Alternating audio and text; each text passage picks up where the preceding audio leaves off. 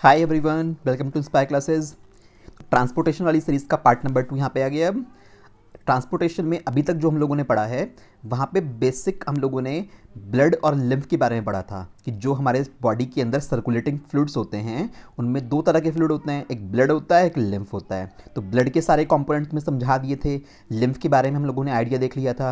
और इसके अलावा हम लोगों ने टाइप्स ऑफ चैम्बर्स देखे थे कि 2 चैम्बर हर्ट भी होता है, 3 चैम्बर का हर्ट भी होता है, 4 चैम्बर का भी होता है। इनफैक्ट आपको बताया था मैंने कि कॉकरोच के अंदर तो 13 चैम्बर का हर्ट भी होता है। तो बेसिक पैरामीटर जितने भी थे हम लोगों ने कवर अप कर लिए। आज इस वीडियो में क्या पढ़ेंगे? अब इस वीडियो में हम लोग अपनी जो पाइपलाइंस है बॉडी के अंदर, यानी जो ब्लड वेसल्स हैं उनको पढ़ेंगे, आर्टरीज, वीन्स और कैपिलरी के बारे में। और उसके बाद जो हमारी पंपिंग डिवाइस होती है हमारी बॉडी में, हमारा जो हर्ट होता है, हर्ट के बारे में स्टडी करेंगे, इसकी स्ट्रक्चर और हर्ट कैसे पंपिंग का काम करता है। तो वो सब कुछ तुम्हें इस लेक्चर के एंड तक समझ में आ जाएगा। ठीक है, तो बहुत कुछ इस पर जानने को आपको मिलेगा। तो चलिए शुरू करते हैं।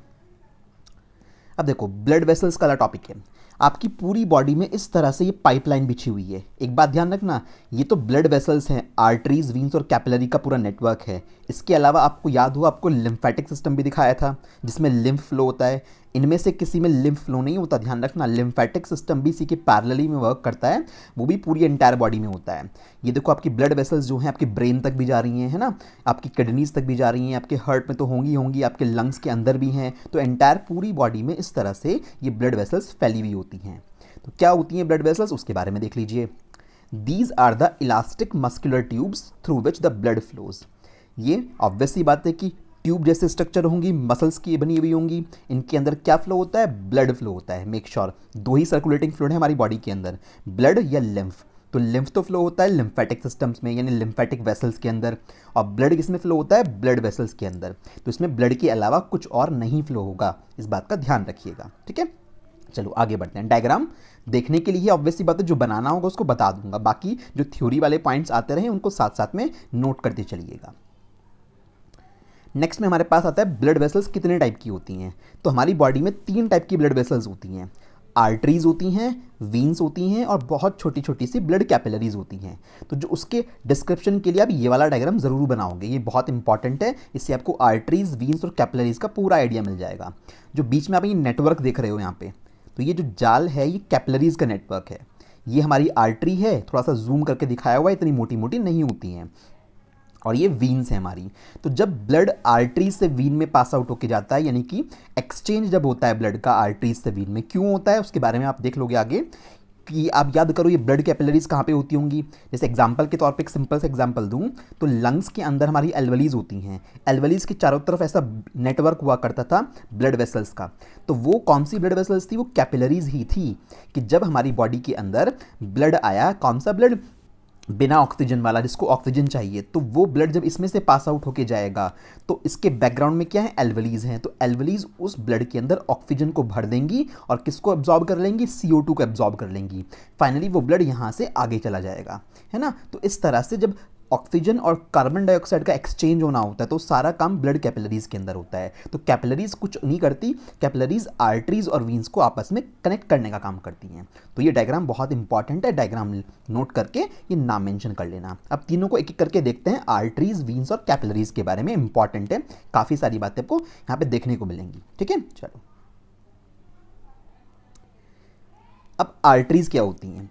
देखो, आर्टरीज यहाँ पे बनी हुई हैं, वीन हमारी यहाँ पे बनी हुई है। थोड़ा ध्यान से अगर इस डायग्राम को आप देखो तो यहाँ पे जो आर्टरीज हैं इनकी वॉल, इनकी जो दीवारें हैं वो थोड़ी थिक हैं, और यहाँ पे जो वीन है वीन की वॉल थोड़ी सी थिन है। दोनों की क्रॉस सेक्शन कंपेयर करो ध्यान से। आर्टरीज थिक नज़र आ रही हैं तो ये थोड़ी सी थिक हैं, और जो हमारी वीन्स हैं वो थोड़ी सी क्या है? थिन है। एक डिफरेंस दोनों में ये होता है। इनको आपस में कौन कनेक्ट करता है? ब्लड कैपिलरीज कनेक्ट करती हैं, हम लोगों को अच्छे से पता लग गया। अच्छा, आर्टरीज क्या करती हैं? आर्टरीज वो ब्लड वेसल्स हैं जो हमारी बॉडी के अंदर ऑक्सीजनेटेड ब्लड लेके जाती हैं। ऑक्सीजनेटेड ब्लड को प्योर ब्लड भी बोलते हैं, और इसका मतलब उसमें ऑक्सीजन ज़्यादा अमाउंट में डिजॉल्व हुई है। अगर ऑक्सीजन रिच ब्लड है तो उसको ऑक्सीजनेटेड ब्लड बोलेंगे। अगर ब्लड में ऑक्सीजन की कमी है, यानी कार्बन डाइऑक्साइड ज़्यादा डिजॉल्व है उसके अंदर, तो उसको डीऑक्सीजनेटेड ब्लड बोलेंगे। तो हमारी जो आर्टरीज होती हैं मेजॉरिटी में, सारी की सारी आर्टरीज क्या करती हैं? वो आर्टरीज ऑक्सीजनेटेड ब्लड लेके जाती है। कहाँ से लेके जाती होंगी सोचो ज़रा? लंग्स से लेके जाती होंगी पूरी एंटायर बॉडी में, है ना, या हार्ट से लेके जाती होंगी पूरी एंटायर बॉडी में।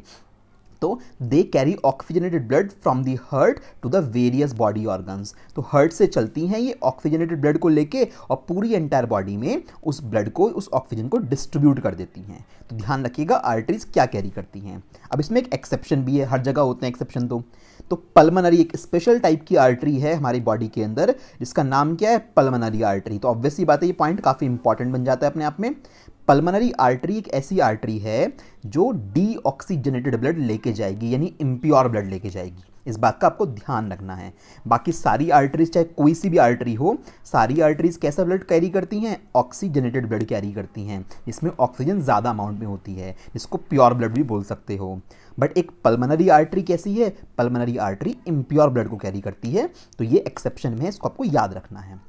अच्छा, अब आर्टरीज में जो ब्लड फ्लो होता है ना, उस ब्लड का प्रेशर काफ़ी ज़्यादा होता है, यानी हाई प्रेशर के साथ ब्लड जब हार्ट से निकलेगा, क्योंकि हार्ट से ब्लड को लेके चली होंगी, तो हार्ट पूरे प्रेशर के साथ पंपिंग करेगा। तो जब ब्लड आर्टरीज के अंदर फ्लो होता है तो उसमें प्रेशर ज़्यादा होता है। इस वजह से उस प्रेशर को बियर करने के लिए आर्टरीज की जो वॉल है गॉड ने कैसी बनाई है, थोड़ी सी थिक बनाई है, ताकि आर्टरीज रप्चर ना हो जाए, टूट ना जाए। ठीक है ना। एक इंपॉर्टेंट बात, हमारी पूरी एंटायर ब्लड वेसल्स में सबसे बड़ी जो आर्टरी होती है उसका नाम क्या है, एओर्टा। तो एओर्टा नाम की आर्टरी सबसे बड़ी आर्टरी होती है हमारी बॉडी के अंदर। ठीक है, तो ये याद रखिएगा बातें। तो बहुत सिंपल सी बात समझ में आ गई कि आर्टरीज क्या करती हैं, बॉडी के अंदर ऑक्सीजनेटेड ब्लड को फ्लो कराती हैं, हार्ट से लेके जाती हैं और पूरी एंटायर बॉडी में उसको डिस्ट्रीब्यूट करती हैं। और इसमें से एक एक्सेप्शन कौन सा है, पल्मनरी आर्टरी। ये पल्मनरी आर्टरी क्या करेगी, ये उल्टा कर देगी काम। तो ये डीऑक्सीजनेटेड ब्लड को लेके जाएगी। ठीक है, कहाँ लेके जाएगी, क्या होगा, वो जब हार्ट के स्ट्रक्चर पढ़ोगे तो वहाँ पे सारी कहानी तुम्हें समझ में आ जाएगी। तो ये तो आर्टरीज का खेल हुआ सारा का सारा। आगे चलते हैं। अब बात आती है वीन्स। ठीक है, अब वीन्स क्या होती हैं। अब जैसे आर्टरीज जितनी भी थी मेजॉरिटी में वो ऑक्सीजनेटेड ब्लड को कैरी करती हैं हार्ट से पूरी बॉडी के अंदर। अब वीन उसका उल्टा काम करती हैं। वीन्स क्या करेंगी, वीन्स पूरी बॉडी के डिफरेंट ऑर्गन से इम्प्योर ब्लड यानी डीऑक्सीजनेटेड ब्लड जो होगा उसको कैरी करके लेके आएंगी। कहाँ तक, वापस हार्ट में। मतलब हार्ट से जो ऑक्सीजन वाला ब्लड था उसकी पूरी बॉडी में सप्लाई करने का काम किसने करा, वो करा आर्टरीज ने। अब पूरी बॉडी में रेस्पिरेशन वगैरह हुआ होगा, ऑक्सीजन यूज़ हो गई होगी, CO2 उसमें भर दी गई होगी। तो जो वो CO2 वाला जो ब्लड है जिसमें CO2 ज़्यादा है, ऑक्सीजन बहुत कम हो चुकी है, जिसको इम्प्योर ब्लड या डीऑक्सीजनेटेड ब्लड बोलोगे, उस ब्लड को लेके कौन आएगा, वो ब्लड जो फ्लो होके आएगा वो ब्लड वीन्स के अंदर फ्लो होके आएगा वापस हमारे हार्ट तक। तो वीन्स ये काम करती हैं जो डीऑक्सीजनेटेड ब्लड को कैरी करके लेके आने का काम करेंगी। इनमें फिर से एक एक्सेप्शन, कौन सा, वही सेम नाम से पल्मनरी वीन भी होती है। जैसे पल्मनरी आर्टरी होती है ऐसे ही एक बॉडी में पल्मनरी वीन भी होती है। तो पल्मनरी वीन क्या करेगी, ये ऑक्सीजनेटेड ब्लड कैरी करती है। ये एक्सेप्शन में आ गया यहाँ पे। मतलब जैसा आर्टरी में पड़ा है बिल्कुल उसका अपोजिट यहाँ पे आ गया, वीन्स में सारी कहानी आ गई हैं। अब वीन्स की वॉल याद करो, पीछे आपने देखी थी थोड़ी थिन थी। क्यों, क्योंकि वीन्स में जब ब्लड फ्लो होता है तो उसमें प्रेशर कम होता है, बॉडी से कैरी करके लेके आ रहे हैं ना, तो इतना प्रेशर नहीं होता। जब हार्ट ने पंप करा था तो आर्टरीज लेके जा रही थी तो प्रेशर ज़्यादा था आर्टरीज में, इसलिए आर्टरीज की वॉल को थिक बनाया है गॉड ने। वीन्स में ऐसा नहीं होता, जब वीन से ब्लड कैरी होकर पूरी बॉडी से वापस हार्ट में आता है तो उसमें इतना प्रेशर नहीं होता, तो इसलिए वीन्स की वॉल कैसी होती हैं, लो प्रेशर की वजह से थिन होती हैं। तो ये बात इंपॉर्टेंट है। ठीक है, वीन्स में एक खास बात क्या होती है, स्पेसिफिक फीचर वीन्स में, भैया वीन्स के अंदर होती है वॉल्व।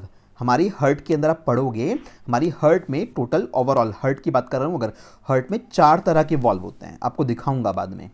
बट वीन्स तो पूरी एंटायर बॉडी में भी होती हैं। तो वीन्स पूरी एंटायर बॉडी में जगह जगह जहाँ तुम्हें मिलेंगी, काफ़ी जगह पे वॉल्व प्रेजेंट होते हैं वीन्स में। आर्टरीज का डिस्ट्रीब्यूशन जब बॉडी के अंदर होता है तो वहाँ पे कोई वॉल्व नहीं होता, क्योंकि हार्ट पंप कर रहा है लगातार, हार्ट ब्लड को भेज रहा है, तो वापस उसके ब्लड के बैक फ्लो होने की कोई पॉसिबिलिटी नहीं है कि ब्लड वापस पीछे आ जाएगा।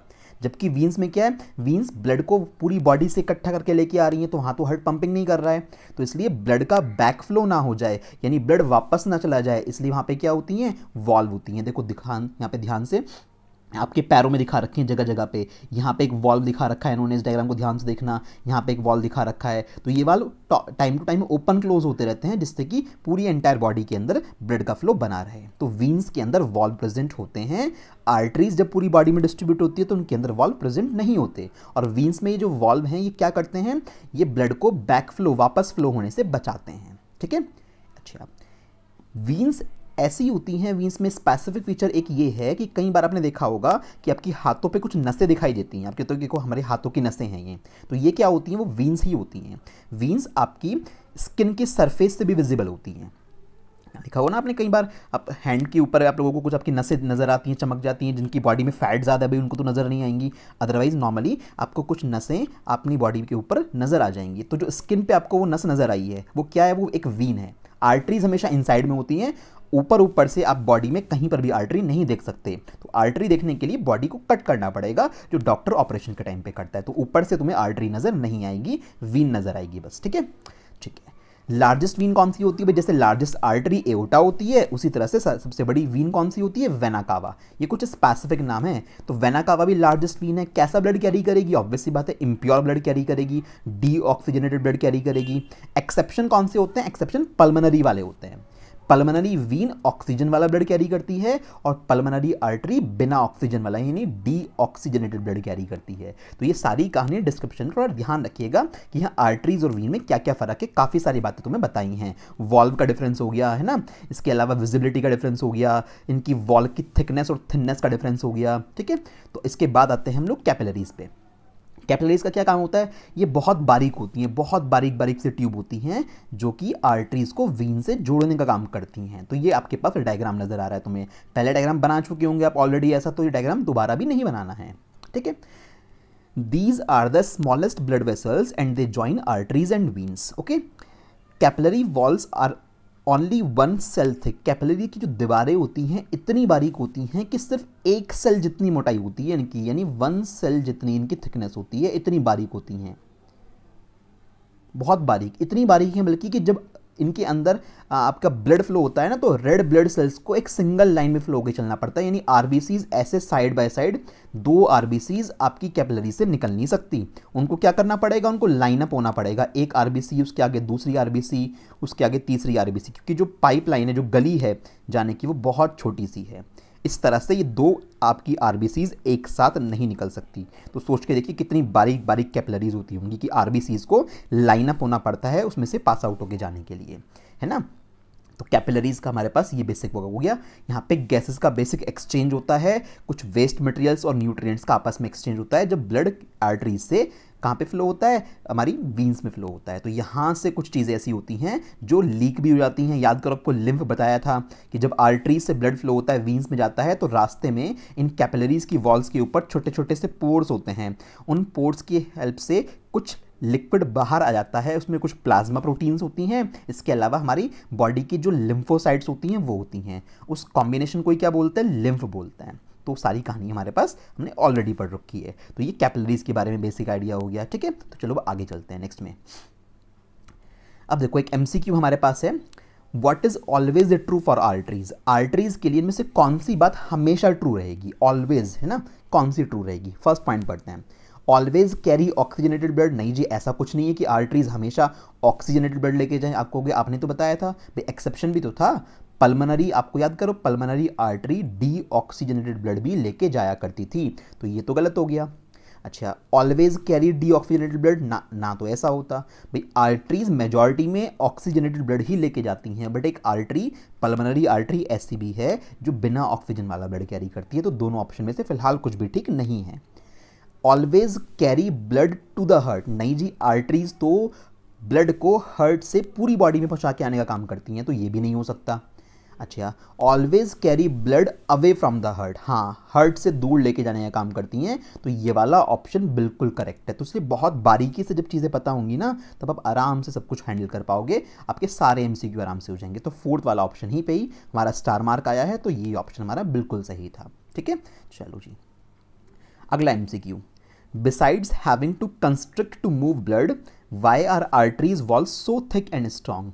भाई जब ब्लड फ्लो होता है तो धीरे धीरे उस बीच बीच में वो कंस्ट्रिक्ट मतलब पिचकी रहती हैं जगह जगह पे, सो दैट ब्लड का फ्लो प्रॉपर्ली होता रहे। इसके अलावा उनकी वॉल्स बहुत थिक होती हैं और स्ट्रांग होती हैं। ऐसा क्यों होता है, याद करो, आर्टरीज के लिए बताया था वॉल थिक होने का रीज़न, क्योंकि जब ब्लड उनके अंदर फ्लो होता है तो ब्लड का प्रेशर काफ़ी ज़्यादा होता है। उस प्रेशर के साथ विदस्टैंड करने के लिए उनके जो वॉल्स होती है वो काफ़ी स्ट्रांग होती है। तो इसलिए कौन सा ऑप्शन आएगा हमारे पास, सेकंड ऑप्शन आएगा, arteries must withstand with high blood pressure when the heart contracts. तो इसलिए वो फट ना जाएं, इसलिए गॉड ने उनको थोड़ा थिक बनाया है। तो सेकंड वाला ऑप्शन बेस्ट है यहाँ पे।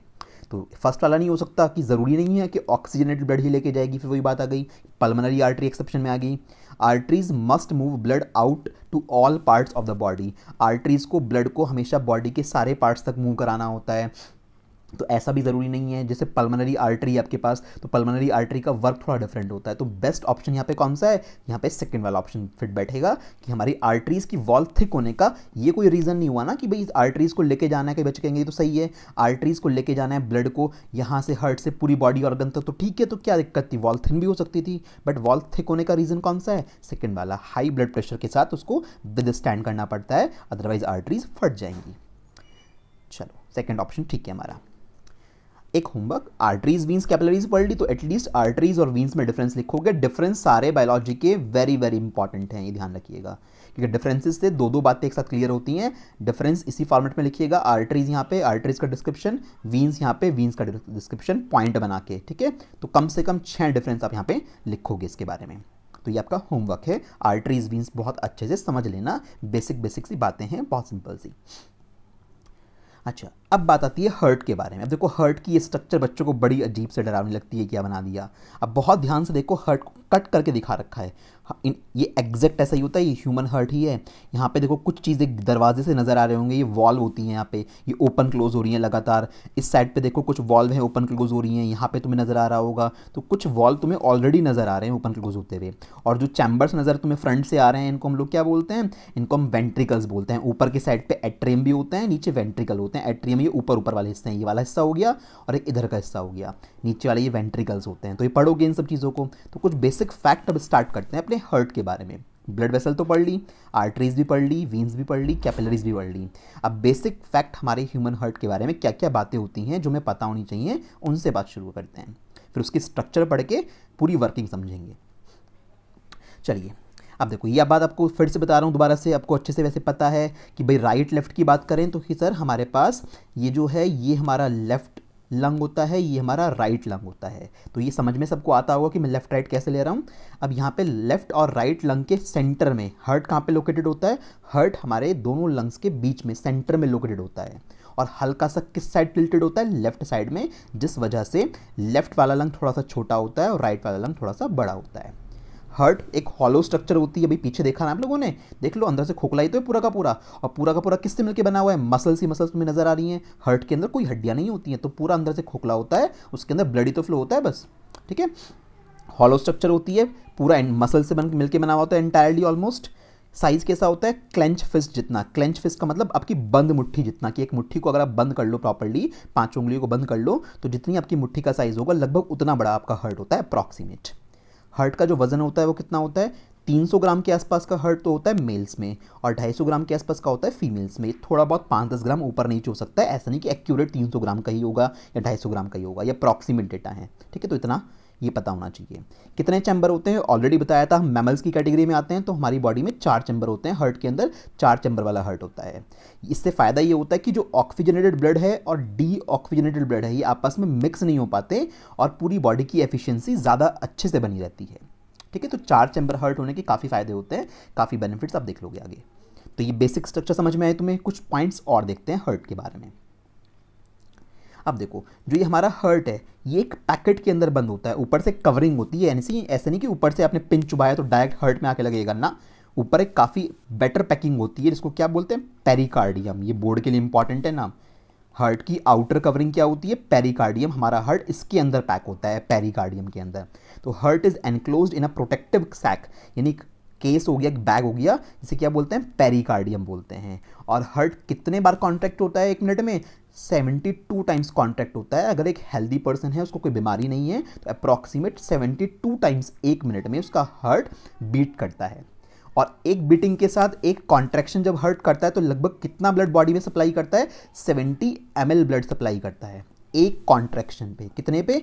एक सिंगल कॉन्ट्रैक्शन पे जब वह आर्टरीज से ब्लड बाहर निकलेगा पूरी बॉडी में जाने के लिए तो 70 ml के आसपास ब्लड निकलेगा। और पूरे 1 मिनट में कितना बार ये बीट कर रहा है नॉर्मल पर्सन में? 72 टाइम्स। तो 1 मिनट के अंदर कितना ब्लड हमारे पास सप्लाई हुआ? इसकी मल्टीप्लाई कर लेना, इतने ml ब्लड 1 मिनट के अंदर अंदर हमारी बॉडी के अंदर फ्लो करता है या पंप करता है हमारा हार्ट। तो ये अमाउंट ऑफ पंपिंग ब्लड है जो हमारा हार्ट पंप करता है 1 मिनट के अंदर अंदर एक ह्यूमन, एक हेल्दी ह्यूमन में, ठीक है। अदरवाइज समटाइम्स क्या होता है, ये हार्ट बीट अबनॉर्मल हो जाती है, तो ज़्यादा हो जाती है, कम हो जाती है, एक्सरसाइज के टाइम पे हार्ट बीट ज़्यादा हो जाती है। हम नॉर्मल केस में बात कर रहे हैं। तो नॉर्मल सिचुएशन में अगर 72 टाइम्स कॉन्ट्रैक्शन हो रहा है तो ब्लड का जो अमाउंट पंप होगा एक कॉन्ट्रैक्शन में वो 70 ml होगा और पूरे 1 मिनट में आप इससे कैलकुलेट करके निकाल सकते हो, ठीक है जी। चलो अब थोड़ा सा एक्स्ट्रा नॉलेज के लिए डायग्राम देख लीजिए। अब देखो हार्ट ये हमारा है, हार्ट की ये इस लेयर को जूम करके यहाँ दिखाया गया है। अब सपोज यहाँ से कोई पिन चुभाए अगर हार्ट पे, तो अगर पिन चुभाएगा तो सबसे पहले कौन सी लेयर कट होगी? सबसे पहले पेरिकार्डियम कट होगा। अभी हार्ट नहीं आया, हार्ट तो पेरिकार्डियम के अंदर पैक है, तो पेरिकार्डियम की अच्छी खासी लेयर है, ये सबसे पहले कट होगी। उसके बाद अंदर की जो नेक्स्ट लेयर आपको मिलेगी, ये नेक्स्ट वाली लेयर कहलाती है हमारे पास एपिकार्डियम। तो हार्ट के बाद पेरिकार्डियम के बाद जो नेक्स्ट लेयर होती है वो कौन सी होती है? एपिकार्डियम होती है। एपिकार्डियम के बाद जो सेंट्रल लेयर होती है हार्ट में वो होती है मायोकार्डियम, जो तुम्हें रेड कलर में यहाँ पे नजर आ रही है। तो ये मिडिल लेयर होती है हमारी हार्ट के, क्योंकि ऊपर वाला तो पैकेट हो गया जिसके अंदर हार्ट पैक है, और ये हार्ट की 3 वॉल्व होती हैं, टोटल 3 दीवारें होती हैं। सबसे बाहरी दीवार जो होती है, सबसे आउटर लेयर, वो एपिकार्डियम होती है, मिडिल वाली मायोकार्डियम होती है, और सबसे अंदर वाली जो लेयर होती है वो एंडोकार्डियम होती है। नाम से क्लियर है, एंडो वर्ड आ रहा है। तो हार्ट की टोटल 3 वॉल्व हो गई, outer most valve epicardium, middle valve myocardium और इनर मोस्ट वॉल्व एंडोकार्डियम। और सबसे बाहर का जो पैकेट होता है वो तो तुम्हें पता ही लग गया, क्या बोलते हैं उसको? पेरिकार्डियम बोलते हैं। तो इस डायग्राम में सिर्फ ये हार्ट की वॉल के नाम नोट कर लेना, तो कौन सी इनर मोस्ट है वो सीक्वेंस तुम्हें साफ साफ नजर आ रहा है कि सबसे अंदर ये मिलेगी, मिडिल में मायोकार्डियम मिलेगी और सबसे बाहर कौन सी मिलेगी? एपिकार्डियम मिलेगी। क्योंकि देखो यहाँ वाली साइड पे जो ये वॉल होगी ना, ये कौन सी है? एपिकार्डियम वाली है। और सबसे बाहर जो कवर है उसको क्या बोलते हैं? पेरिकार्डियम बोलते हैं। वो पढ़ चुके ऑलरेडी। चलो आगे चलते हैं। हाँ जी, अब यहाँ पे देख लीजिए ज़रा। अब जो वर्टिब्रेट होते हैं, हम लोग भी वर्टिब्रेट्स में आते हैं, तो उनके जो हार्ट होते हैं उनमें 2 तरह के चैम्बर होते हैं। काउंटिंग तो टोटल 4 होती है, टाइप 2 होते हैं, 2 तरह के चैम्बर होते हैं। उनको क्या बोलते हैं? या तो एट्रिया होते हैं, एट्रिया तो प्लूरल वर्ड हो गया, इसका सिंगुलर होता है एट्रियम। तो हमारे हार्ट के अंदर 4 चैम्बर हैं, तो 2 तो एट्रियम होते हैं उसमें से, और 2 वेंट्रिकल होते हैं। वेंट्रिकल थोड़े बड़े बड़े होते हैं, एट्रियम थोड़े छोटे छोटे होते हैं। देख लो, उसमें बहुत अच्छे से डायग्राम में तुम्हें समझा रखा है। ये हमारे ऊपर वाली साइड पे जो है ये एट्रियम है, और ये नीचे वाले क्या है? वेंट्रिकल्स हैं। तुम्हें साफ साफ नजर आ रहा होगा वेंट्रिकल्स का साइज थोड़ा सा बिगर है एट्रियम के कंपैरिजन में।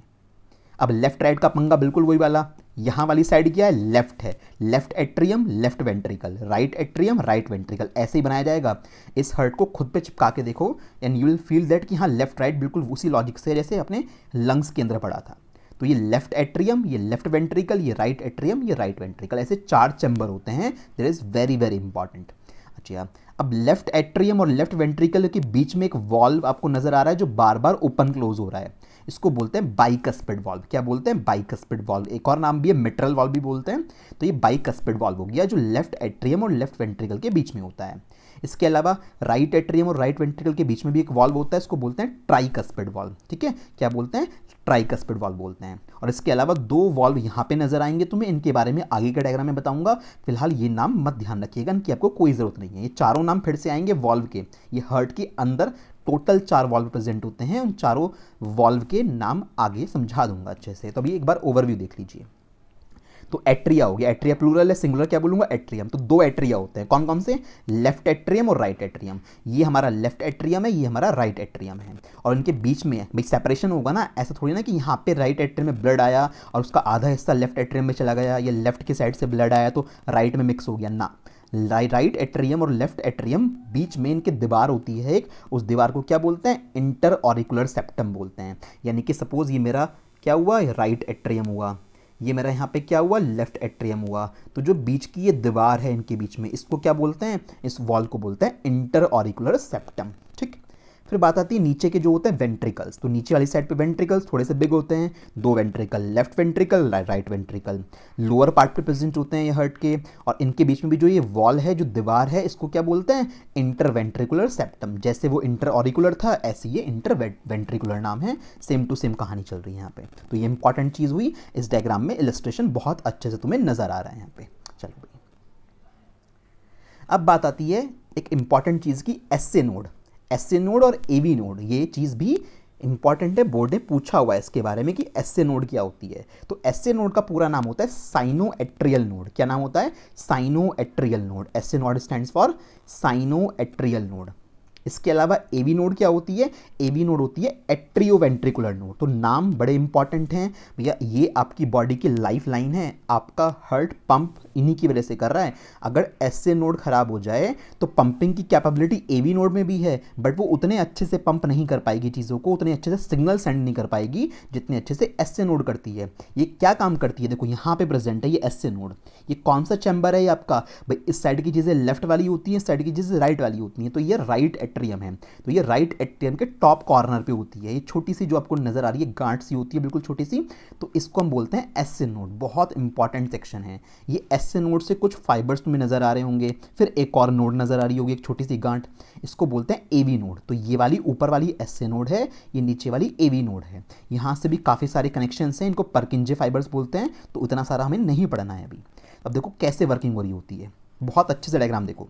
कलर पे मत जाना कि सर हार्ट ब्लैक कलर का कैसे हो गया। अब मेन वर्किंग देखिए, यहाँ से आप देख रहे हो बहुत ध्यान से कि एसए नोड से कुछ चीज़ निकलती है, सिग्नल से निकलते हैं। वो सिग्नल इस एवी नोड के पास जाते हैं, उससे एवी नोड के बाद वो सिग्नल इन परकिंजे फाइबर्स के पास जाते हैं।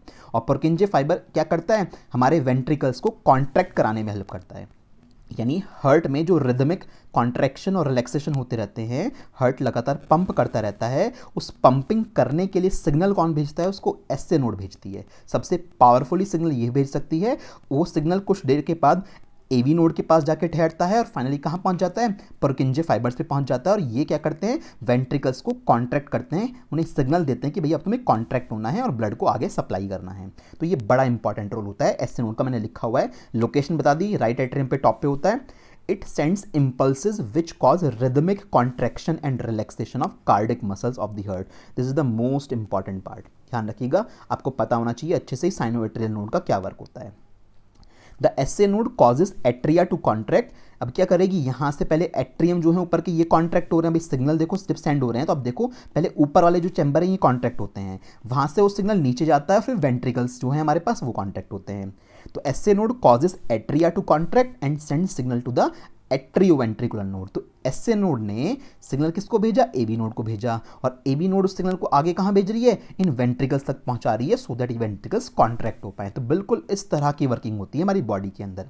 अब एक इशू है यहाँ पे, कभी कभी लोगों में क्या होता है कि एसए नोड खराब हो जाती है या ये प्रॉपरली सिग्नल को पंप नहीं कर पाती। मतलब जब हार्ट को कॉन्ट्रैक्ट रिलैक्स कराना है तो उस सिचुएशन में ये इंपल्सेस जनरेट नहीं कर पाती, क्योंकि इसका काम ये ऐसे इंपल्सेस जनरेट करो जिससे हार्ट कॉन्टिन्यूसली कॉन्ट्रैक्ट और रिलैक्स करता रहे। तो वो काम ये अगर नहीं करा पाती है तो उस सिचुएशन में सर्जरी करा के बॉडी के अंदर एक आर्टिफिशियल डिवाइस इंसर्ट की जाती है। एक आर्टिफिशियल एसए नोड बांध सकते हो, उसको बोलते हैं हम लोग पेस मेकर। क्या बोलते हैं उसको?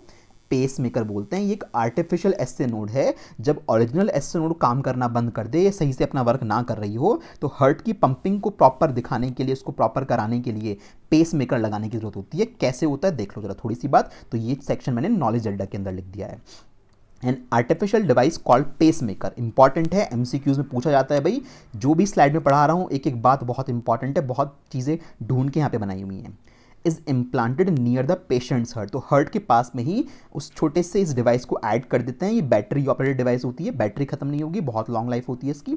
Is implanted near the patients heart when SA node becomes defective. जब एसए नोड में कुछ गड़बड़ हो जाती है तो एक आर्टिफिशियल डिवाइस बनाई हुई है साइंटिस्ट ने, तो उसको इम्प्लांट कर देते हैं उस पर्सन की बॉडी में। और ये डिवाइस वही काम करती है जो एसए नोड कर रही थी। क्या करेगी? इंपल्सेस जनरेट करने का काम करेगी और हमारा हार्ट लगातार कॉन्ट्रैक्ट और रिलैक्स होता रहेगा। देख लीजिए किस तरह से इम्प्लांट होती है हमारी बॉडी के अंदर, बहुत अच्छे से डायग्राम आपके पास बना हुआ है। ये पेसमेकर लगा दिया, इस पेसमेकर का कनेक्शन उन्होंने कहाँ से कर दिया, उस एसए नोड वाली जगह पे कर दिया, हमारे हार्ट में कनेक्शन को इन्होंने डॉक्टर्स ने यहाँ पे कर दिया होगा। तो ये पेसमेकर वाली डिवाइस जो एक बैटरी ऑपरेटेड डिवाइस होती है, इसमें सेल्स होते हैं कुछ, और वो सेल्स बहुत लॉन्ग टाइम तक चलते हैं, वो कभी ख़त्म नहीं होते हैं। तो वहाँ से सिग्नल्स भेजते रहते हैं, ये एसए नोड की तरह वर्क कर रहा है ये पेसमेकर। तो ये सिग्नल एबी के पास जाएगा एट्रियोवेंट्रिकुलर नोड के बाद, और उसके पास ये जो हमारे पास हार्ट है हमारा, ये हार्ट रिदमिकली कॉन्ट्रैक्ट और रिलैक्स करता रहेगा, इसकी पंपिंग लगातार होती रहेगी। एक बात और, एक इंपॉर्टेंट चीज़ आपकी नॉलेज के लिए, अगर आप अपने हार्ट को, मतलब किसी पर्सन के हार्ट को निकाल के उसको ऐसे एनवायरनमेंट में रख दो ना कि उसको ग्लूकोज प्रोवाइड करवा रहे हो तुम, अमीनो एसिड्स, प्रोटीन्स, जो भी बेसिक चीज़ें हैं वो प्रोवाइड करवा रहे हो, तो हार्ट किसी चैम्बर में रखा हुआ भी पंप करता रहेगा। मतलब किसी पर्टिकुलर चैम्बर में निकाल के तुमने अपना हार्ट रख दिया, बॉडी से काट दिया, उसे बाहर निकाल दिया है, बट आपने जिस लिक्विड सॉल्यूशन के अंदर रखा है, उस लिक्विड सॉल्यूशन में वहाँ पे क्या प्रेजेंट है कि उसमें आपके अमीनो एसिड्स, ग्लूकोज, जितने भी बेसिक न्यूट्रिएंट चाहिए होते हैं हार्ट के लिए, वो सब प्रेजेंट हैं। तो आपका हार्ट लगातार तब भी पंप करता रहेगा बॉडी से बाहर निकाले जाने के बाद भी। ये स्पेशलिटी होती है हार्ट की। देख लीजिए किस तरह की मसल्स डिज़ाइन की हुई है गॉड ने। और ये हार्ट की मसल्स कार्डिक मसल्स होती हैं, आपको अच्छे से पता है, और ये ऐसी मसल्स हैं जिनमें लैक्टिक एसिड कभी नहीं बनता है, क्योंकि लैक्टिक एसिड अगर बन गया तो ये टायर्ड हो जाएंगी, और टायर्ड हो जाएंगी तो उनको रेस्ट चाहिए होगा, और रेस्ट चाहिए होगा तो फिर आपका टिकट कट जाएगा। तो वो पॉसिबल नहीं है यहाँ पे। तो इसलिए जब तक पर्सन की लाइफ रहती है तब तक ये जो मसल्स हैं कार्डिक मसल्स, ये वर्क करती रहती हैं बिना किसी टायर्डनेस के। तो ये पेसमेकर होप कि आपको याद रहेगा। ठीक है, चलो भाई आगे चलते हैं। हाँ, अब ये जो डायग्राम है ये आपको अपनी नोटबुक में बनाना है। दिस इज़ वेरी इंपॉर्टेंट, और आपको हार्ट का इससे आसान डायग्राम कहीं पर भी नहीं मिलेगा। This is the easiest one. बहुत क्लैरिटी के साथ ये डायग्राम दिखाया हुआ है, इसमें सारी चीज़ें हैं, मतलब इसमें कुछ भी कॉम्प्लेक्सिटी नहीं है। अभी आपको लग रहा होगा बहुत बेकार सा है, बना लेना, 2-3 बार ड्रॉ करना, आराम से बन जाएगा, कोई इशू नहीं है। मैं आपको पूरी वर्किंग समझा देता हूँ कि किस तरह से हमारे हार्ट में पंपिंग का काम होता है। सिग्नल कौन भेजता है वो आप समझ गए कि राइट एट्रियम में यहाँ पे ऊपर की साइड पे एक एसए नोड होती है, वो सिग्नल या इंपल्स जनरेट करती है, वो एवी नोड के पास जाती है, एवी नोड से वो परकिंजी फाइबर पे जाती है, और तब हमारे जो एट्रियम और वेंट्रिकल्स हैं वो कॉन्ट्रैक्ट रिलैक्स करते रहते हैं, पंपिंग करते रहते हैं। अब ब्लड कैसे कैसे घूमता है पूरी बॉडी के अंदर, वो कहानी पढ़नी बहुत ज़रूरी है। तो वो स्टोरी की अगर मैं बात करूँ तो मैंने वो पूरी स्टोरी यहाँ पे लिखी हुई है। यहाँ पे कुछ स्टेप्स मेरे पास हैं, उसके बाद कुछ स्टेप्स मेरे पास यहाँ पे हैं, यहाँ तक कि मैंने पूरी कहानी लिखी हुई है, उसको मैं तुम्हें पहले समझा देता हूँ, उसके बाद ये पॉइंट्स पढ़ लेना, इनमें कुछ नहीं है, आराम से लिखने तो ऑब्वियस सी बातें हैं क्योंकि एग्जाम में पूछे जाते हैं। पूरी पंपिंग प्रोसीजर, डायग्राम भी बनाने को आता है कभी कभी हार्ट का, ध्यान रखना। तो इसलिए ज़रूरी है कि आपको हार्ट का डायग्राम आता हो बनाना। बाद में इसका अच्छा तरीका भी बता दूंगा, इजी वे, बट फिलहाल के लिए आप इस डायग्राम को प्रॉपरली ड्रॉ करोगे। कलर करना चाहो भैया कलर कर लेना, अच्छा डायग्राम लगेगा। अब देखो कैसे स्टार्ट करेंगे। फाइनली कहानी देखो, बहुत आराम से ध्यान से सुनना इस बात को। शुरुआत कहाँ से होती है? तो शुरुआत होगी पल्मोनरी वीन से। अब पल्मोनरी वीन का नाम याद आ रहा होगा तुम्हें, वीन्स के केस में पढ़ाया था। वीन्स क्या होती है नॉर्मली? वीन्स वो ब्लड वेसल्स होती हैं जो बॉडी के अंदर इम्प्योर ब्लड को कैरी करती हैं, डीऑक्सीजनेटेड ब्लड को कैरी करती हैं। बट उसमें से ये पल्मोनरी वीन जो थी वो एक्सेप्शन में थी। ये पल्मोनरी वीन क्या करती है? ये ऑक्सीजनेटेड ब्लड को कैरी करती है, याद था ना? तो अब होता क्या है कि पल्मोनरी वीन्स, यहाँ पे तुम्हें ये येलोइश कलर के 2 पाइप यहाँ से नजर आ रहे हैं और इस साइड से भी नजर आ रहे हैं, है ना? कहीं से भी मान लो, इस साइड से भी एंट्री हो रही है ब्लड की, इस साइड से भी एंट्री हो रही है ब्लड की। तो कौन सा ब्लड है? प्योर ब्लड, ऑक्सीजन वाला ब्लड है, जिसमें ऑक्सीजन ज़्यादा अमाउंट में भरी हुई है। कहाँ से लेके आया होगा इस ब्लड को ये पल्मोनरी वीन? ये लंग्स से लेके आया होगा, एल्वलीज में ऑक्सीजन आई होगी, वहाँ से खींच के ऑक्सीजन को। तो ये ब्लड कहाँ से आ रहा है? लंग्स से चल के आ रहा है। तो लंग्स से प्योर ब्लड को, ऑक्सीजन वाले ब्लड को पल्मोनरी वीन लेके आ रही है, और लाके कहाँ टपका देंगी? यहाँ पे लेफ्ट एट्रियम के अंदर उसको भरना शुरू कर देंगी। बात ध्यान से सुनते रहना। अगर प्रोसीजर समझ में आता है तो स्टेप्स में कुछ भी नहीं है, सारे स्टेप अपने आप लिख दोगे। आपको ये पूरा डायग्राम ही सारा खेल समझा देगा, इसलिए तुम्हें बताया था इस डायग्राम को अपने पूरे अच्छे से माइंड में तैयार रख लेना कि हाँ ये ऐसे होता है पूरी कहानी। तो सबसे पहले पल्मोनरी वीन जो मेरे पास है, ये लंग से प्योर ब्लड को चला के लेके आई। कहाँ पे लाके इसने भरना शुरू कर दिया? लेफ्ट एट्रियम में प्योर ब्लड भरना शुरू हो गया। अभी लेफ्ट एट्रियम अपना रिलैक्स मोड में था, कह रहा है ठीक है आने दो ब्लड को आने दो, कोई दिक्कत नहीं है। अब जैसे जैसे इसके अंदर ब्लड, अभी ये वॉल्व बंद है, जो ये मिट्रल वॉल्व है जिसको बाइकस्पिड वॉल्व भी बोलते हैं, फिलहाल बंद है। क्यों? अगर ये खुला हुआ होगा तो जो जितना ब्लड लेफ्ट एट्रियम में आके गिरेगा वो नीचे गिर जाएगा सीधा। तो फिलहाल ये वॉल्व बंद है, अभी नहीं खुलेगा। ये लेफ्ट एट्रियम में ब्लड आके भर रहा है, पल्मोनरी वीन से बढ़ता रहेगा। अभी फिलहाल ये रिलैक्स मोड में है। धीरे धीरे जब इसमें ब्लड का अमाउंट बढ़ने लगेगा तो लेफ्ट एट्रियम कॉन्ट्रैक्शन फेज में आ जाएगा। तो यहाँ से इसके एसए नोड से इसके पास सिग्नल आएगा और ये कॉन्ट्रैक्ट होगा, और जैसे ये लेफ्ट एट्रियम कॉन्ट्रैक्ट हुआ तो इसके अंदर जितना भी प्योर ब्लड भरा हुआ था वो सारा प्योर ब्लड ये वॉल्व खुल जाएंगे, नीचे आके गिर जाएगा लेफ्ट वेंट्रिकल में। अब धीरे धीरे लेफ्ट वेंट्रिकल भरना शुरू होगा। अब लेफ्ट वेंट्रिकल शुरू में तो रिलैक्स मोड में होगा जब इसमें ब्लड भर रहा होगा। अब ब्लड भरते गए, जब ब्लड इसमें फुल हो गया, इसमें बहुत ज़्यादा ब्लड हो गया, अब वो प्योर ब्लड को सिग्नल मिलेगा कहाँ से, एसए नोड से ही सारा सिग्नल आया है भाई, पास आउट होके वो एवी नोड से आता है, बट वही सिग्नल उसको मिला और फाइनली यहाँ से ये लेफ्ट वेंट्रिकल कॉन्ट्रैक्ट हुआ। और जैसे ही ये कॉन्ट्रैक्ट हुआ तो इसने ब्लड को पुश करा बहुत फास्ट प्रेशर से, और वो सारा का सारा ब्लड एओर्टा वाले जो वॉल्व हैं वो खुल गए, और इस एओर्टा वाली जो लार्जेस्ट आर्टरी और इसकी जो ब्रांचेस होती हैं उनसे पूरी एंटायर बॉडी के डिफरेंट ऑर्गन्स तक पहुंचा दिया गया। ठीक है जी, दोबारा से देख लो इतनी बात फिर से। पल्मोनरी जो वीन थी मेरे पास, पल्मोनरी वीन लेके आई प्योर ब्लड लंग से इकट्ठा करके लाके लेफ्ट एट्रियम में भरना शुरू कर दिया। लेफ्ट एट्रियम में वो ब्लड इकट्ठा होना शुरू हो गया। स्टार्टिंग में रिलैक्सेशन फेज होगी, जब ब्लड भरता जाएगा तो कॉन्ट्रैक्शन फेज आ जाएगी और सारा ब्लड कॉन्ट्रैक्ट होकर कहाँ गिर जाएगा, जब ये लेफ्ट एट्रियम कॉन्ट्रैक्ट होगा तो सारा ब्लड ये मिट्रल वाल्व खुल जाएंगे जिनको बाइकस्पिड वाल्व भी बोलते हैं, ब्लड लेफ्ट वेंट्रिकल में गिर जाएगा। लेफ्ट वेंट्रिकल जब धीरे धीरे भरना शुरू होगा तो उसके बाद जब ये भर चुका होगा तो ये कॉन्ट्रैक्ट होगा और सारा ब्लड पंप कर दिया जाएगा कहाँ पे, एओर्टा के अंदर। और एओर्टा वाली आर्टरी है ना ये, और एओर्टा वाली आर्टरी क्या करेंगी, इस प्योर ब्लड को पूरी बॉडी के अलग अलग ऑर्गन्स तक, किडनी तक, इसके अलावा हमारी बॉडी के अंदर जितने भी डिफरेंट सेल्स होते हैं, आपके लिवर के सेल्स हो गए, किडनी के सेल्स हो गए, है ना, आपकी इंटेस्टाइन के सेल्स हो गए, सब जगह तक उस ब्लड को पहुंचा देगी। ये काम आयोटा तक हो गया। तो एओर्टा ने ये काम कर दिया। अब पूरी बॉडी के अंदर जगह जगह पे हर सेल ने रेस्पिरेशन कराया अपना। रेस्पिरेशन कराने के लिए उसने ब्लड से ऑक्सीजन को एब्जॉर्ब कर लिया और उसमें क्या छोड़ दी, CO2 छोड़ दी। तो बॉडी के अंदर ब्लड कैसा हो गया होगा इंटरनली, उसमें CO2 ज़्यादा हो गई होगी। अब वो सारा ब्लड इकट्ठा करके लाना पड़ेगा, उसको भाई फिल्टर आउट करना पड़ेगा, उसमें ऑक्सीजन भरनी पड़ेगी। अब वो बॉडी के अंदर से सारा ब्लड इकट्ठा करके कौन लेके आता है, वो आएगा वेना कावा के थ्रू। आपको दो वेना कावा नजर आ रही होंगी, सुपीरियर वेना कावा ऊपर की साइड पे है, इंफीरियर वेना कावा नीचे की साइड पे है। ये पूरी बॉडी से इम्प्योर ब्लड इकट्ठा करके लेके आई हैं। ये सबसे बड़ी वीन होती हैं, याद है ना आपको, सुपीरियर ये वेना कावा के नाम से बताया था, सबसे बड़ी वीन होती है बॉडी की।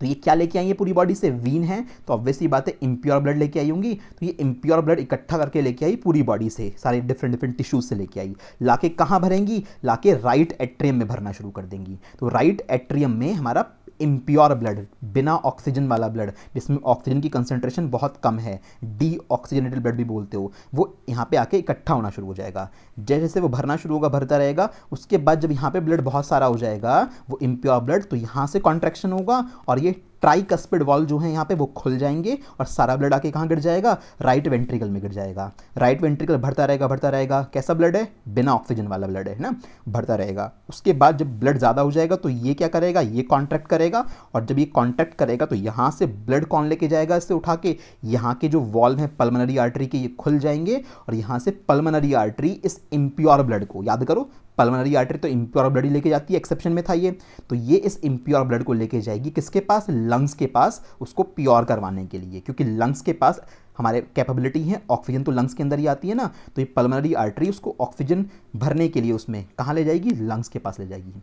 अब लंग्स के अंदर एल्वेलीज में एक्सचेंज हुआ गैसेस का, ठीक है, CO2 को छोड़ दिया और ऑक्सीजन को एब्जॉर्ब कर लिया। अब वो ऑक्सीजन वाला ब्लड उस लंग से फिर से कौन लेके आएगा, पल्मोनरी वीन लेके आएगी, है ना। अब पल्मोनरी वीन लाके कहाँ भर देंगी, लेफ्ट एट्रियम में। लेफ्ट एट्रियम से कहाँ जाएगा, लेफ्ट वेंट्रिकल में। लेफ्ट वेंट्रिकल से यहाँ से एओर्टा उसको पूरी बॉडी में डिस्ट्रीब्यूट करा देगा। पूरी बॉडी से इकट्ठा करके जो इम्प्योर ब्लड है उसे कौन लेके आएगा, वेना कावा लेके आएंगी। वेना कावा कहाँ गिरा देंगी, राइट एट्रियम में। राइट एट्रियम से कहाँ पे जाएगा, राइट वेंट्रिकल में, वॉल्व खुल जाएंगे ये। राइट वेंट्रिकल से ये ब्लड कहाँ जाएगा, फिर पल्मोनरी आर्टरी वापस लंग में लेके जाएंगे, लंग्स में फिर से प्योर होगा और फिर से वापस कौन लेके आएगा, पल्मोनरी वीन उसको लेके आएंगे। तो ये साइकिल पूरी की पूरी चलती रहती है। अभी कहानी मैंने तुम्हें बहुत अच्छे से समझा दी, इसको 2-3 बार रिपीट करके वापस रिव्यू करके वीडियो को देख लेना, आपके पास पूरी वीडियो है। इससे अच्छे वे में आपको कहीं समझ में नहीं आएगा। ये पूरा एक बहुत क्लियर डिस्क्रिप्शन समझा दिया है कि कहाँ पे क्या चीज़ कैसे कैसे हो रही है, कौन किसको क्या लेके आ रहा है। तो बहुत अच्छे से वर्डिंग्स जो बताइए उनको सुनना, डायग्राम में सब कुछ आपका बना हुआ है, ये डायग्राम आपको कॉपी पे ड्रॉ करना है बहुत अच्छे से, क्योंकि सारा खेल इसका है। अगर आपको ये आता होगा तो थ्योरी में कोई दिक्कत नहीं है। तो जब उसको देख लोगे, ड्रॉ कर लोगे और ये पॉइंट लिख लोगे, एक एक करके ये पॉइंट सारे खुद से पढ़ोगे कि जो जो बात मैंने बताई थी ये उसी सीक्वेंशियल ऑर्डर में सारे पॉइंट्स लिखे हुए हैं। ये सारे पॉइंट आप खुद से नोट करोगे इसी डायग्राम के नीचे, पढ़ पढ़ के एक एक पॉइंट समझ समझ के, ठीक है ना। अब आगे चलते हैं। देख लो ये वॉल्व का कितना बेटर डायग्राम है। आपके हर्ट के अंदर जो 4 वॉल्व होते हैं, हर्ट के 4 वॉल्व दिखाए हुए हैं। अब देखो इसमें बीच में एक लाइन है ना, यानी 2 सेक्शन में खुलेगा, तो इसलिए बाइकस्पिड वॉल्व बोलते हैं।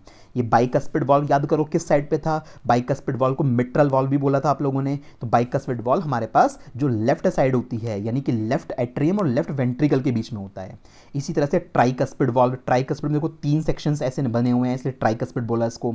तो ट्राइकस्पिड वॉल्व किस साइड था, जो राइट साइड थी हमारी, यानी राइट एट्रियम और राइट वेंट्रिकल जो हमारे पास था उस साइड पे थे, है ना। बॉक्स के अगर अकॉर्डिंग बना के तुम्हें अगर दिखाऊं, अगर ऐसे में बात करूं हार्ट के 4 चैम्बर की, तो ये लेफ्ट एट्रियम और ये लेफ्ट वेंट्रिकल, ये राइट एट्रियम और ये राइट वेंट्रिकल, है ना। ऐसी तो बात होती है यहाँ पे। तो इस जगह पे लेफ्ट एट्रियम और लेफ्ट वेंट्रिकल के बीच में यहाँ पे जो वॉल्व होते हैं उनको क्या बोलते हैं, उनको हम लोग बोलते हैं बाइकस्पिड वॉल्व या मिट्रल वॉल्व। और इस साइड पे राइट एट्रियम और राइट वेंट्रिकल के बीच में जो वॉल्व होते हैं उनको क्या बोलते हैं, ट्राइकस्पिड वॉल्व बोलते हैं। तो जो 2 वॉल्व तुम्हें यहाँ नजर आ रहे हैं। इसके अलावा याद कीजिए आपके पास जो पल्मोनरी आर्टरी थी, पल्मोनरी के अंदर भी तो एक वॉल्व था, तो ये पल्मोनरी वॉल्व हो गया आपका। इसके अलावा जो एओर्टा वाली आर्टरी थी, पीछे डायग्राम देख लो, उसके अंदर सब आपको नजर आएगा, वहाँ पे सब जगह पे आपको वॉल्व नजर आ रहे हैं। एक वॉल्व यहाँ पे है, कहाँ पे, पल्मोनरी आर्टरी के अंदर। एक वॉल्व वाइट कलर के जितने भी ये वॉल्व हैं, एक यहाँ नजर आ रहा है एओर्टा के अंदर। तो एक एओर्टा में हो गया, एक पल्मोनरी आर्टरी में हो गया, और बाकी आपके पास बाइकस्पिड और ट्राइकस्पिड तो तुम्हें समझ में ही आ गए हैं। तो इस तरह से मिला के 4 वॉल्व होते हैं। डायग्राम नहीं बनाना है, अगेन आपकी अंडरस्टैंडिंग के लिए, क्लैरिटी अगर हो जाए तो आपको सारी चीज़ें समझ में आएंगी यहाँ पे। तो हर्ट के इस तरह से 4 वॉल्व प्रेजेंट होते हैं। कई बार सुना होगा ना, ऑपरेशन हुआ है उस बंदे का, उसकी हर्ट में छल्ला डला है, तो वो जो वॉल्व होते हैं इन्हीं में कुछ गड़बड़ हो जाती है इनकी ओपनिंग क्लोजिंग में, तो इन्हीं को रिप्लेस करते हैं जो कार्डियोलॉजिस्ट होते हैं। ये बात तो सबको पता है ना। जो हर्ट स्पेशलिस्ट होते हैं डॉक्टर, उसको क्या बोलते हैं, कार्डियोलॉजिस्ट होते हैं। ये वो डॉक्टर होता है जिसने हर्ट की पढ़ाई की हुई है, इसने जो अपनी मास्टर डिग्री की हुई है वो कार्डियोलॉजी में की हुई है। उसने ह्यूमन हार्ट के बारे में बहुत अच्छे से स्टडी किया हुआ है, वो उसमें सर्जरी करने लायक बंदा है, ठीक है। चलिए भाई आगे चलते हैं। अब हमारे पास ये एमसीक्यू आ गया। एमसीक्यू में क्या बोला है, which set of heart vessels moves deoxygenated blood from the body to the lungs. इनमें से चारों में से कौन सा ऐसा सेट है which moves deoxygenated blood from the body to the lungs. पूरी बॉडी से इकट्ठा करके लेके आना है बिना ऑक्सीजन वाले ब्लड को, और कहाँ पे लेके आना है, लंग्स तक लेके आना है। तो कौन से हर्ट वेसल्स यहाँ पे उस चीज़ को मूव करती हैं और वो कहाँ पे लाके इसको गिराती होंगी। तो सोचो ज़रा, अब हार्ट के कौन से चैम्बर में हमारे पास बिना ऑक्सीजन वाला ब्लड आता था, लेके तो कौन आती थी, वेना कावा लेके आती थी। सुपीरियर और इन्फीरियर वेना कावा पूरी बॉडी से उस इम्प्योर ब्लड को इकट्ठा करके लेके आई है और लाके कहाँ पे गिराया, लाके आपने याद करा हो इस तरह का चैम्बर था, और यहाँ पे हमारे पास क्या थे, चैम्बर्स में अलग अलग पार्ट्स थे। 4 चैम्बर में कौन कौन से पार्ट थे, एक तो यहाँ की साइड में बात करें तो लेफ्ट एट्रियम, और यहाँ पे लेफ्ट वेंट्रिकल, यहाँ पे राइट एट्रियम और यहाँ पे राइट वेंट्रिकल। तो इस जगह पे हमारे पास जब ब्लड इकट्ठा करके यहाँ पे लेके आई थी हमारी वेना कावा, ये वेना कावा ब्लड को इकट्ठा करके लेके आई थी, वेना कावा इम्प्योर ब्लड को लाके राइट एट्रियम में पटक दिया था, और वहाँ से वो कहाँ पहुँच गया, राइट वेंट्रिकल में, और राइट वेंट्रिकल से प्योर होने के लिए कौन लेके गया था उसको, पल्मोनरी आर्टरी लंग्स पे लेके गई थी। तो ये जो राइट वाला हिस्सा है, ये हिस्सा, इस हिस्से में कौन सा ब्लड फ्लो होता है, इस हिस्से में हमेशा इम्प्योर ब्लड रहता है, और इस हिस्से में हमेशा कैसा ब्लड रहता है, प्योर ब्लड रहता है। और ये ब्लड कभी मिक्स नहीं होंगे आपस में, क्योंकि बीच में वॉल होती हैं। तो कौन सा आंसर हमारे पास सही हुआ, राइट एट्रियम और राइट वेंट्रिकल वाला ऑप्शन यहाँ पे बिल्कुल करेक्ट हुआ है, ठीक है ना। तो इस तरह से एमसीक्यू करना था हमें। नेक्स्ट में देखो क्या है, an electric pacemaker can be connected to the heart to replace a faulty. एक इलेक्ट्रिक पेसमेकर को हार्ट में लगाते हैं किस चीज़ को रिप्लेस करने के लिए। इलेक्ट्रिक पेसमेकर किस चीज़ का काम कर पाता है, वो एसए नोड की तरह काम करता है। तो जब एसए नोड में कोई डिफेक्ट आ जाता है तो हम लोग पेसमेकर की हेल्प लेते हैं, जो एक आर्टिफिशियल डिवाइस है हमारी बॉडी के अंदर लगाई जाती है, so that time to time rhythmic contraction और रिलैक्सेशन होता रहे और हमारा हार्ट पंप करता रहे उस चीज़ को। ठीक है ना। तो यहाँ तक की कहानी हम लोगों ने पढ़ ली पूरी की पूरी। तो आपने अपनी पंपिंग डिवाइस कंप्लीट पढ़ ली है। इसमें एक चीज़ और आएगी, डबल सर्कुलेशन ऑफ ब्लड के नाम से एक टॉपिक है, वो अक्सर बोर्ड एग्जाम में हर साल ही मान के चलो आता है। उसको बहुत अच्छे से मैं तुम्हें समझा दूंगा किस तरह डायग्राम बना के उसको आपको करना है। बाकी इसमें जितनी भी चीज़ें अभी तक पढ़ाई हैं वो उसको अच्छे से एक बार रिवाइज कर लेना, सारी चीज़ें कवर अप हो गई हैं। जो आगे की चीज़ें हैं, ब्लड प्रेशर वगैरह, सिस्टोलिक डायस्टोलिक प्रेशर, वो सब नेक्स्ट लेक्चर में कवर अप कराऊंगा, ठीक है।